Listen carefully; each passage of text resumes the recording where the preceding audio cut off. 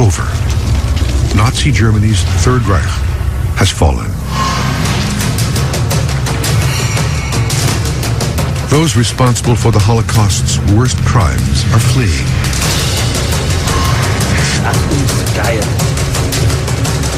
And help appears to come from a sinister organization set up to ensure the rise of a new empire.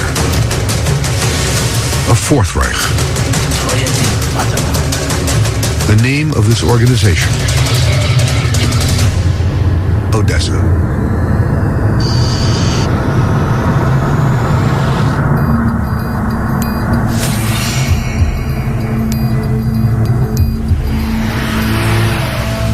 Germany was in chaos. The Nazi Party had crumbled. The SS, Hitler's elite paramilitary unit, 1 million strong, were hunted. But they were difficult to track, and many escaped capture. Many believe a shadowy group known as the Organization of Former SS Members, or Odessa, helped them evade justice. This powerful unit had a sinister mission: to help SS members escape, to carry out Hitler's vision. Their goal? To create a Fourth Reich, a totalitarian regime of Aryan supremacy on a worldwide scale.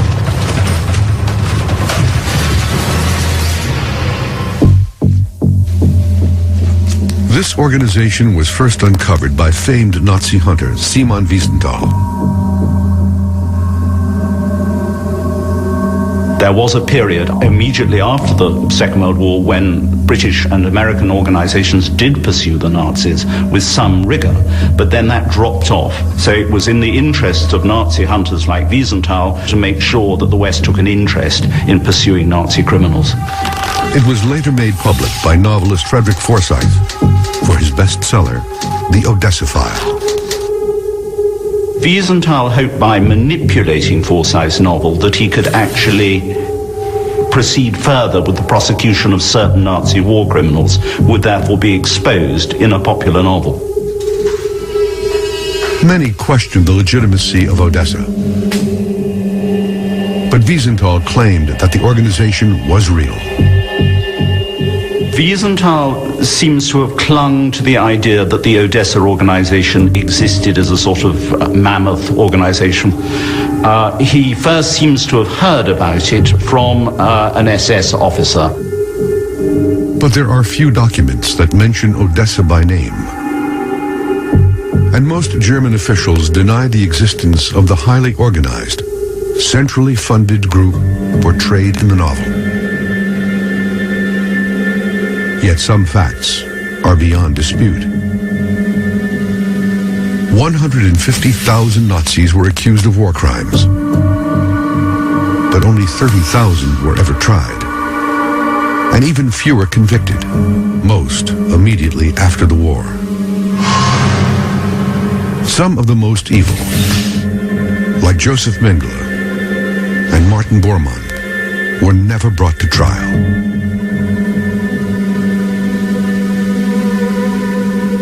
Most just disappeared, never to be heard from again.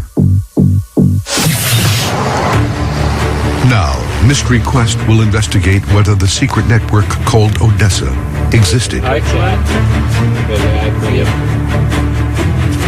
The expedition team will follow the escape route through Austria and into Italy. They'll seek physical evidence of the organization's existence and proof it helped provide the protection, documents, and money to make these escapes possible.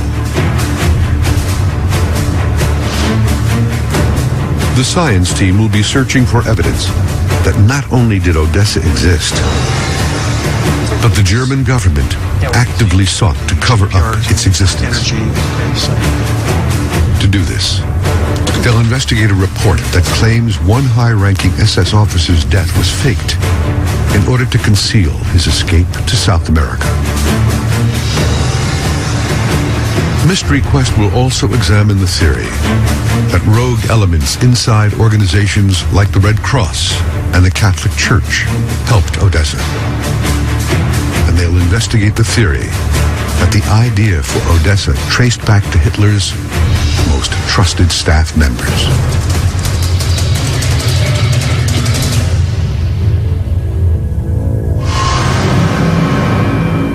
Perhaps the most notorious SS officer to escape was Dr. Joseph Mengele. Known as Auschwitz's Angel of Death, he killed untold numbers in his horrific medical experiments. The doctor was photographed in South America in the decades after the war ended. But how did he get there?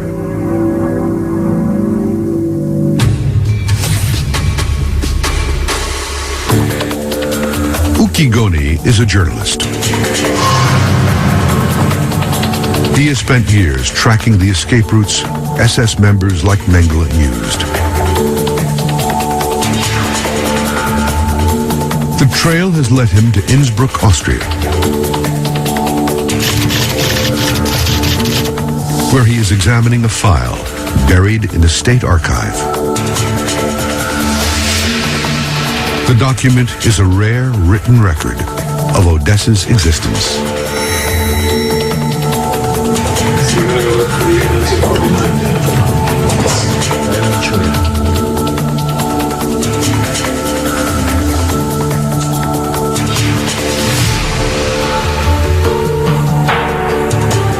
The persons was a guide across the border, seeing Kiefersfelden,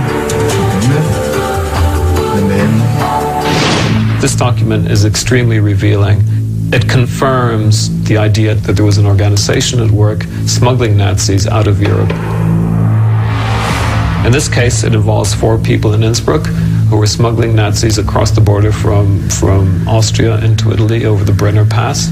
These are not major people, but at the end of the file, we have the names of the SS people they're working for. All throughout the file, it talks about the organization. There is no name for the organization, but at the very start, at the very opening, we have a document from the year 1969, which says Odessa Organization. That's 3 years before Wiesenthal went public with the name of the organization. This means the Austrian government was investigating Odessa even before Wiesenthal. The file is filled with information. And towards the end of it, Goni makes another significant find, a map. What's this, the K-Centrale? This is where the planes start. This map, which was actually sent by an informant from Argentina, and he drew a map explaining how the network worked. We know they escaped from Germany. We know they traveled from Italy to Argentina, but the question was, how did they manage to cross the border into Italy without being caught? And the incredible thing is that this map shows us how they were smuggled across the Brenner Pass to Genoa, and even draws a little ship showing how the ship goes to Argentina. So it is a missing link in the whole Odessa question.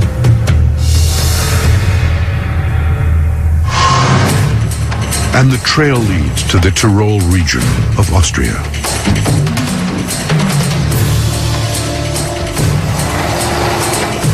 This file will allow me to do something I've never done before, which is retrace the steps that the Nazis took as they escaped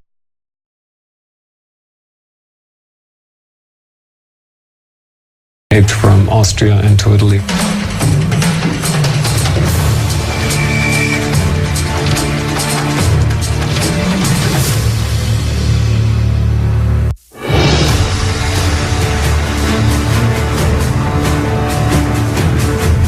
Mystery Quest is searching locations around the globe for evidence that could prove a secret Nazi organization called Odessa really existed.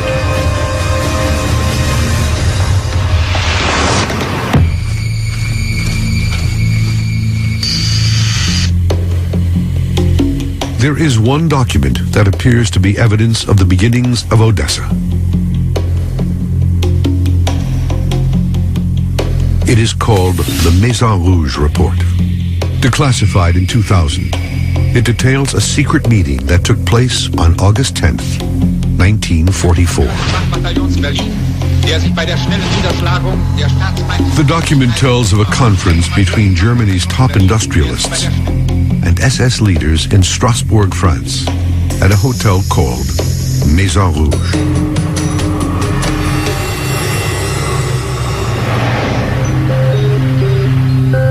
The Maison Rouge meeting was attended by representatives of the key German industries, and it was presided over by a high-ranking officer from the SS, and talked about what would happen in the future now that Germany was certain to lose the war. The plan was for the Nazis to regroup and rise again. The whole emphasis was on economics. Banking and economics, to make the actual bankers and industrialists set up an organization abroad and transfer their funds abroad.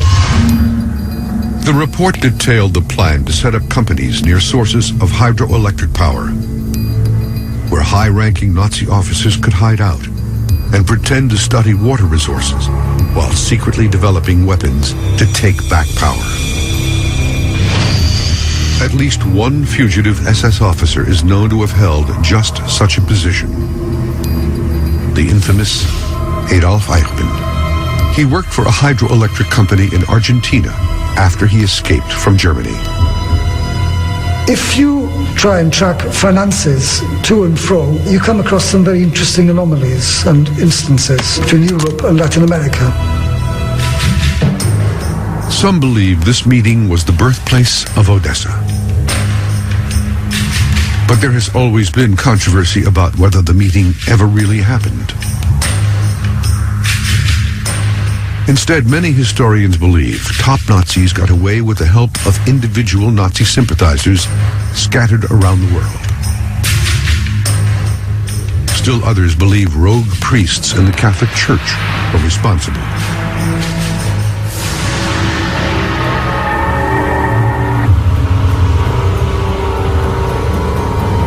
There were certain priests who were prepared to falsify papers in order to allow certain wanted Nazis to escape from Europe, particularly towards South America. Historians believe those church members who helped Nazis flee were motivated by their fear of the rise of communism. Throughout the 30s and the 40s, the church had feared the encroachment of Bolshevism. So the Nazis seemed, of the two evils, to be the better evil. There are some that believe the power behind Odessa was Hitler's executive staff. Martin Bormann was the Führer's right-hand man. Martin Bormann was the head of Hitler's chancellery, and therefore he was in charge of the party. It is often said that Bormann actually corrupted Hitler in some way, that his policies became Hitler's policies, though that may be a little far-fetched. He was certainly a very Machiavellian, a very cunning character, and what he wanted, he generally got. With Russian troops inside the city limits, Bormann tried to escape Berlin on May 1st, 1945. But according to Arthur Axmann, a minor SS official, Bormann was killed in Russian crossfire. Most believe Bormann died on the streets of Berlin. Well, Arthur Axmann was in the SS. He claimed he saw Bormann's face in the moonlight and recognized it. But some claim Axmann was lying to cover Bormann's escape.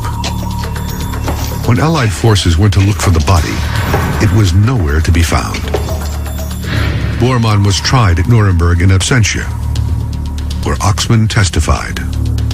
Arthur Axmann, when he told his story at the Nuremberg trial, was laughed out of court because I think he made 7 alterations to his testimony at that time. There were immediate allegations Bormann, along with Joseph Mengele, escaped to South America. And for years, sightings were reported. Then in 1972, German construction workers digging a trench in Berlin uncovered the skeletons of two men. They were just 36 feet from where Arthur Oxman claimed to have seen Bormann's dead body. German authorities claimed one was Bormann, and in 1998, they conducted DNA tests to confirm it. There were facts uncovered during the forensic autopsy which point to a cover-up. Yes, I do believe the skeleton belongs to Martin Bormann. However, I think it had traveled. Thomas believes the skull was exhumed from Paraguay and reburied in Berlin to hide the fact that Martin Bormann really had survived the war and escaped. The problem was this. When it came to Bormann's skull, it was encased in red clay. All the other bones in that area were clean with no trace of clay on them. The red clay is unlike any found in Berlin, but it is similar to the earth found in the Ita region of Paraguay, where Bormann is rumored to have fled. And there were other inconsistencies. The skeleton were incomplete. Some of the vertebrae were missing. There were several worn teeth which had fillings, not recorded in original records. Criminals have been known to move bodies in order to lead investigators away from the evidence at the real crime scene. Things like this have happened. Bodies have suddenly reappeared in another grave. But if Bormann didn't die in Berlin, where did he go?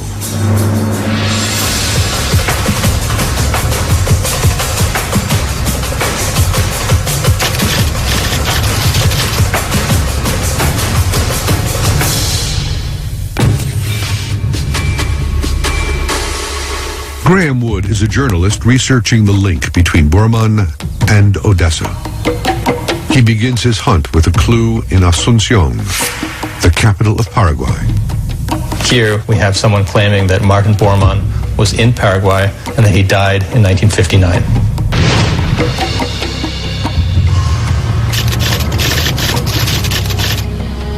Paraguay's Ministry of Justice contains documents known as the Terror Files. They detail the torture, kidnappings, and corruption committed by former dictator Alfredo Stroessner, a Nazi sympathizer of German descent. Under his rule, hundreds of SS officers may have been granted safe passage into the country. This is a document dated from the 24th of August in 1961. One of the interesting things about this document is that it brings both Nazi criminals together. It was Mengele and Bormann. Bormann, who was sick with stomach cancer in Asunción, and then, according to this, Mengele, who came to treat him under the name of Don Fritz in 1959. The document says Mengele was called to Bormann's side. It says here that Bormann and Mengele were both in an area of Paraguay called Hohenau. They lived on the property of a man named Alban Krug. But there was little Mengele could do to save Bormann. In April, they received intelligence that Martin Bormann had died in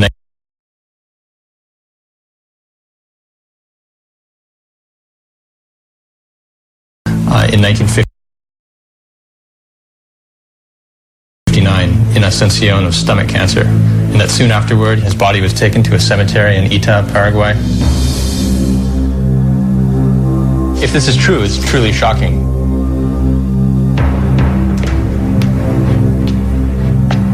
The presence of Bormann in Paraguay could be proof not only of Odessa, but also of a major cover-up.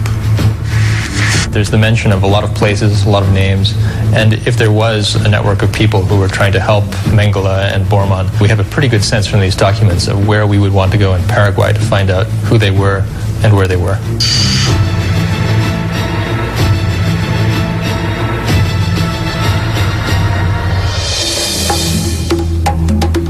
The town of Hohenau was founded in 1900 by German immigrants. and many here were loyal to the fatherland and sympathetic to the Nazi cause, making it the perfect hiding place for fugitives like Mengele and Bormann.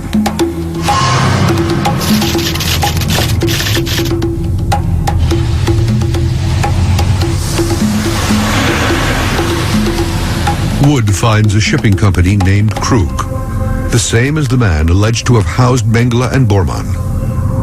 The owner turns out to be Alban's grandson. ¿Conoce Alban Krug? Y él era mi abuelo. Su abuelo. Sí. ¿Y él todavía está viviendo? ¿O? No, él falleció hace muchos años.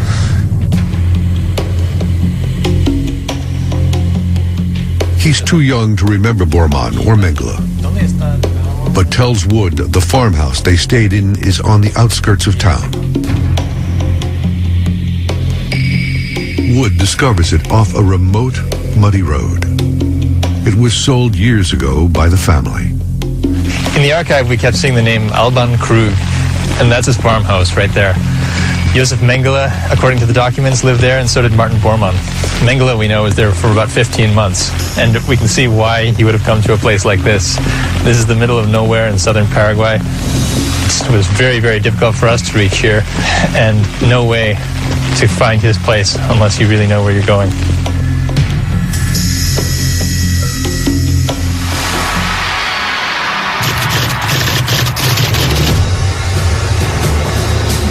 The map Goni uncovered in Innsbruck has led him to the foot of the Brenner Pass.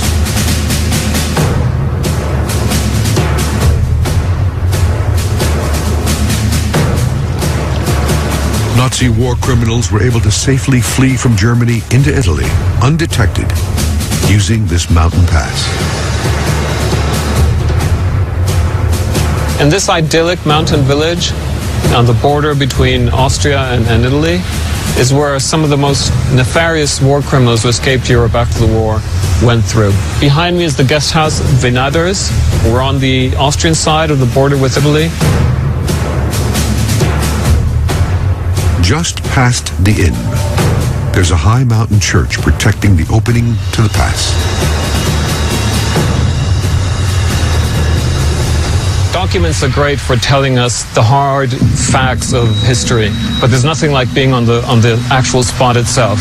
A little while ago, we were in the town of Innsbruck looking at a file about the Odessa organization. There was a map on that file. Well, now we're on one of the passes across the border from Austria to Italy that is mentioned in that map.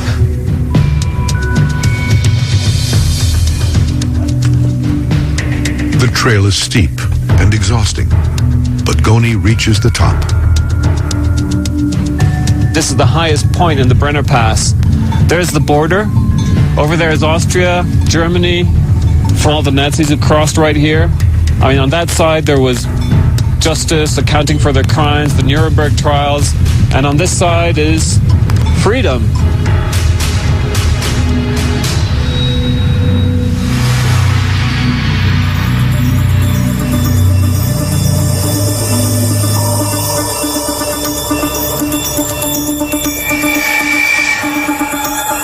Finally, Goni reaches the end of the trail in the Italian town of Brennerbad, where he believes members of the church may have met the SS officers who had fled. Pretty much the whole story is told right here, because there we have a church which signifies the priests who met the Nazis as they came off this trail in Italy and provided them with forged documents with new identities under false names. And we have the train tracks, because here's where they boarded the train to go to Genoa, from where they would cross the Atlantic to a new life on another continent.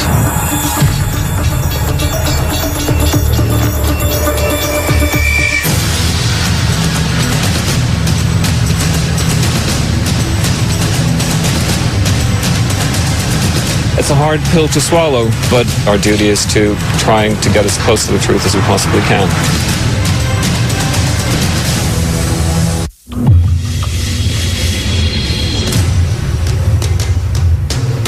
Mystery Quest is searching for answers about the notorious Odessa organization.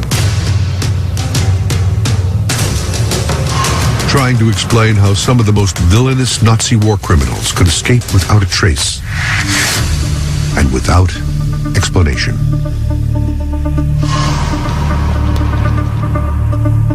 The team has followed clues to Paraguay on the trail of SS officers Martin Bormann and Joseph Mengele.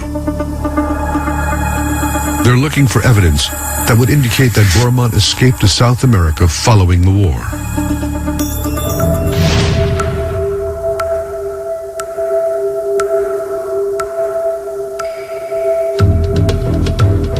Documents called the Terror Files have led to this German-styled inn.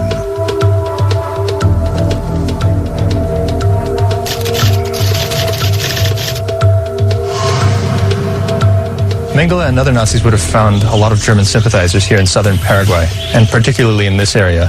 This is the Hotel Tyrol, which was a social center for Germans in southern Paraguay. The architecture somewhat mimics the southern European architecture of the Tyrol, where Mengele and other Nazis passed through on their way out of Europe. The roofs slope as if they're waiting to carry the weight of snow, but of course here in the jungle the snow never arrives. The hotel is open, but virtually empty.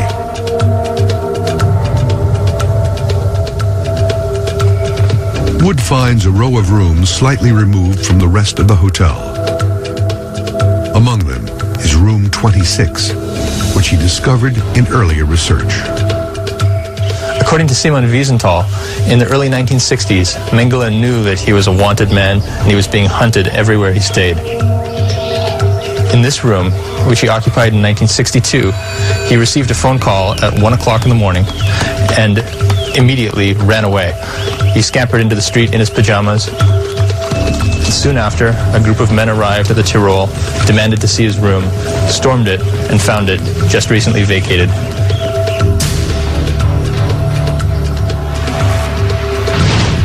Wood asks about the hotel's past, but the owners refuse to comment. He departs Hohenau and heads to the municipal cemetery in the town of Ita, another clue from the Terror Files. At the archive, we found a government document that said that Martin Bormann died in 1959 under the care of Joseph Mengele. It said that immediately after he died, he was taken to the town of Ita and was buried in the municipal cemetery.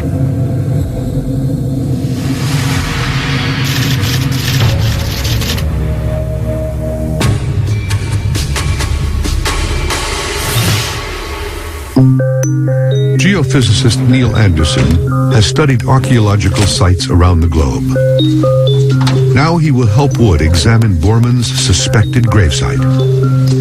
Anderson will use a ground-penetrating radar system, or GPR. The machine uses pulses of electromagnetic energy to show what lies underground.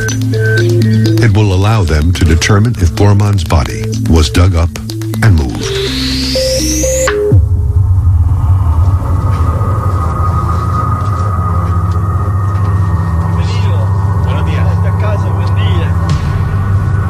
The local gravedigger leads the men through a labyrinth of tightly packed graves.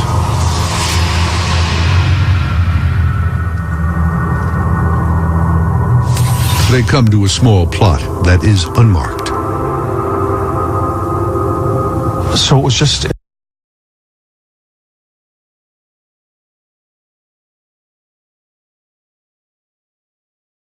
in this small area? Aquí, en este lugar, Sí, en este lugar. es la tumba. Porque acá no hay ni cruz ni nada. There's no cross, there's nothing. I was expecting a larger site. It would make it a little bit easier to use the GPR cart that we have, but it seems as though we'll have enough room to move the cart around and acquire data over this area. So let's grab the equipment. Perfect.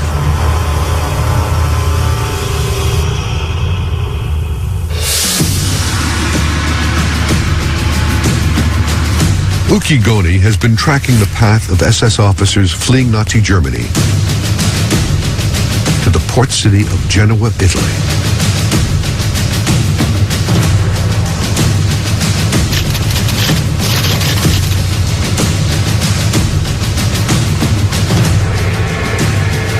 He's looking for information about how they got the documents needed to leave Europe.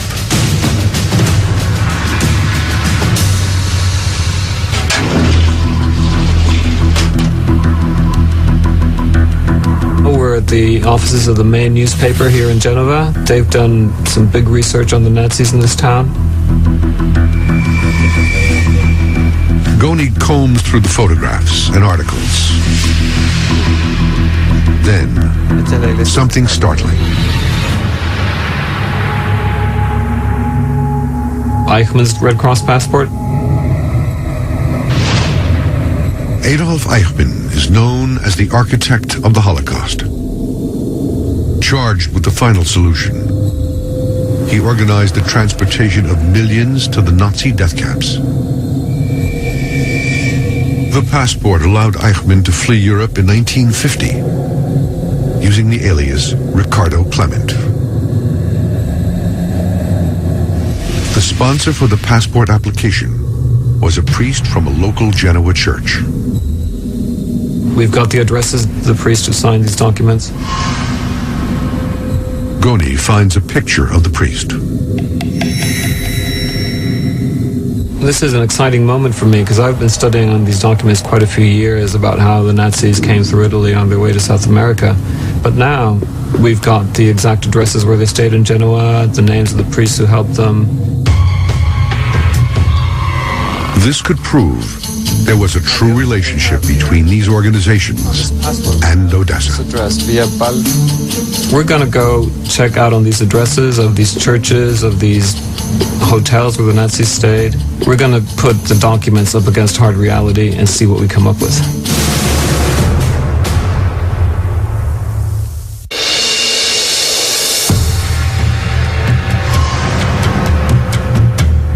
Mystery Quest is searching the globe, trying to explain how thousands of German SS officers vanished from Europe following World War II.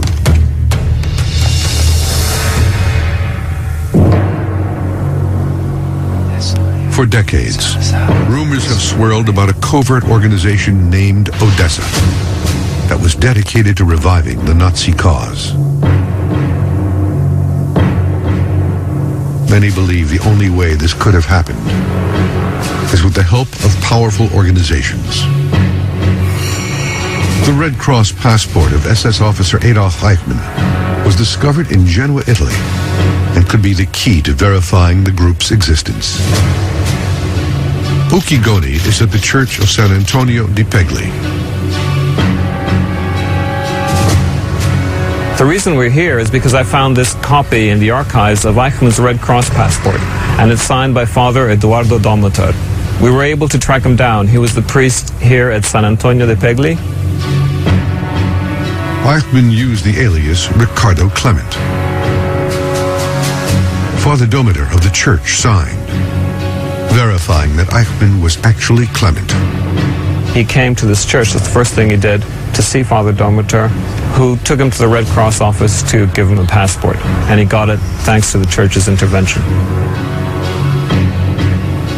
Goni sees a pattern. Now, we know from other documents and other archives that Father Domator was not acting alone, that he had the help and support of bishops in Rome.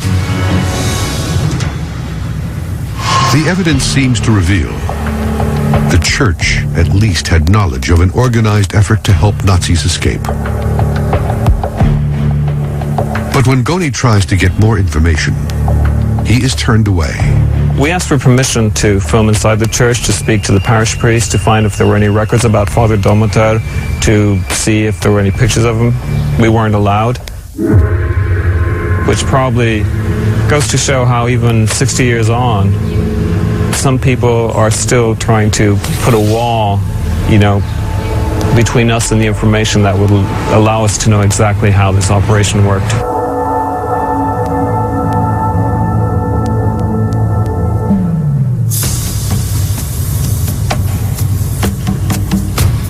Goni begins looking for number 9 Balbi Street. This is Via Balbi.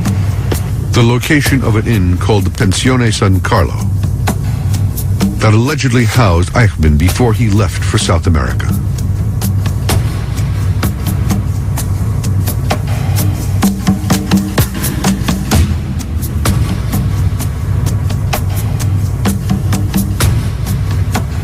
This is it. This is Via Balbi number 9. This is the last place that Eichmann stayed, according to his Red Cross passport. And he's not the only one, because I know that other Nazis stayed here as well. All boarded up and closed up. The inn looks as though it's been abandoned for decades. There's no way to get in, and no one to ask about its past. But right next door is a familiar sight. There's the Church of San Carlo, next to the Pensione San Carlo. What we're seeing here is a pattern that seems to be repeating itself at the end of every single stage we've looked at. Like at the Brenner Pass, at the end, there's an inn next to a church. Here in Genoa, there's an inn next to a church. On this journey, we've come face to face with the real Odessa. But it's not the Odessa of fiction. It's actually much more shameful, much more compromising, much more gruesome.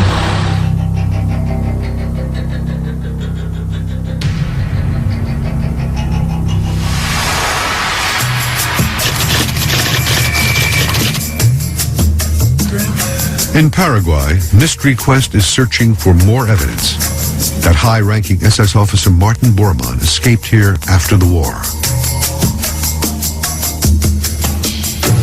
They believe they may have uncovered an unmarked grave where his remains were buried following his death here in South America.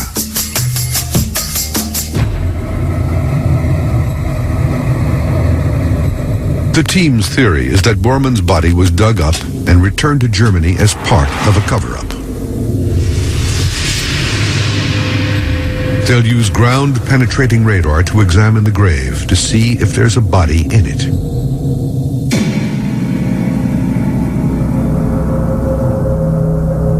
The Bormann gravesite does show signs of being disturbed. In Paraguay, the graves are so shallow that bricks are placed on top of them for protection. When the gentleman raked off the surface material, you see there are all sorts of broken brick fragments. It looks like they were broken with a sledgehammer. Over here, the bricks are in place in this area, but in this area they look like they'd been vandalized.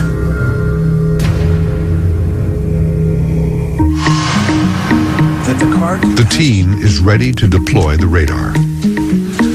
Graham, this is our ground-penetrating radar unit, the control system. As we acquire the data, the data will be displayed on the screen. It's an indication essentially that the ground looks is a two-dimensional image of the subsurface. If there is a casket in place, you would anticipate seeing reflections from the top of the casket, which will bounce off any object in the subsurface, if the soil is disturbed and we don't see a casket, one logical explanation would be that the soil was excavated. If something was ever in place at this location, it was moved. The team will need to do multiple sweeps of the site before they can get a clear reading of what lies below. Graham, this is really cool. We've acquired the data.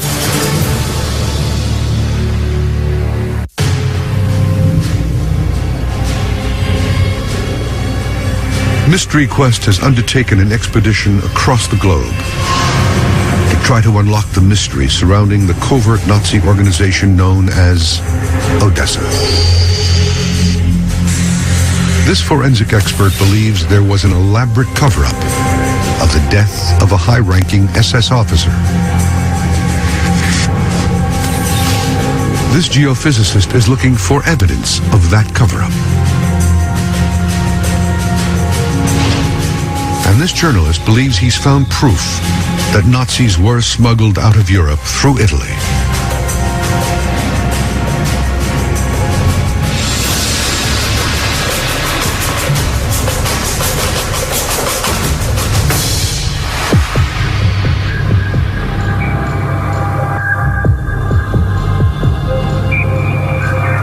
The science team is at the municipal cemetery in Ita, Paraguay, trying to prove Martin Bormann was originally buried here in 1959, but was later moved to Berlin. Neil Anderson has started running ground-penetrating radar, or GPR, over the plot to get a profile of what lies beneath the surface. So as we're moving the antenna across the surface, we're continuously acquiring data, initially along the pathway immediately adjacent to the grave, and it is coming up on the monitor screen.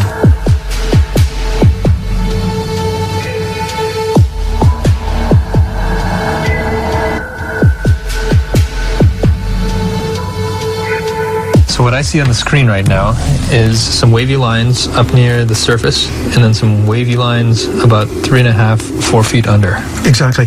We're seeing evidence of layering, which suggests that the ground along this pathway doesn't look like it's been disturbed.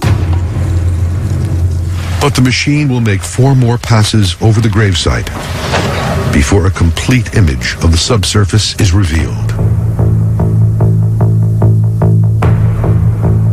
This is so cool, Grant. On the other plot, what we're seeing is a real prominent U-shaped anomaly on each and every traverse. Suggests to me that there is a coffin buried on this plot. On Bormann's plot, we acquired 5 traverses. What it indicated to us, and we both saw it very clearly, is that this, where Bormann's alleged grave is, the ground is chaotic. It looks like it's been disturbed, but we're not seeing any objects that are still buried in the subsurface. If there was a coffin buried on Bormann's plot, it's been removed. The GPR readings confirm that something large was once buried in Bormann's alleged plot, but was subsequently moved.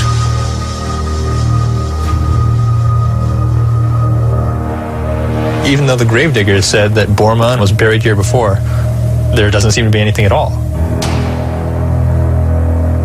The disturbance of the grave seems to give validity to the claim Bormann was buried here.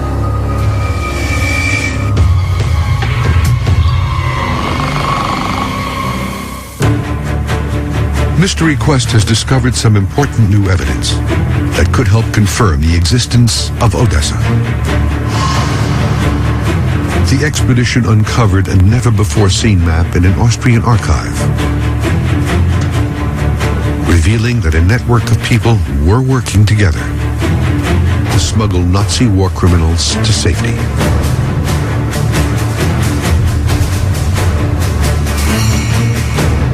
The science team discovered the alleged grave of Martin Bormann in Paraguay. And through the use of ground-penetrating radar, they were able to determine that a body was once there, but has since been moved.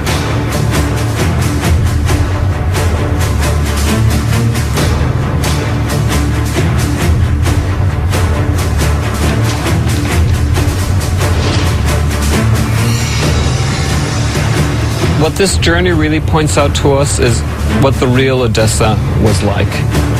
We've seen how the church helped, priests helped. We know that industrialists in Germany were financing this escape. It's not one single group acting on its own. Rather, it's like interlocking gears, and where the gears meet and help each other along, that's the real Odessa.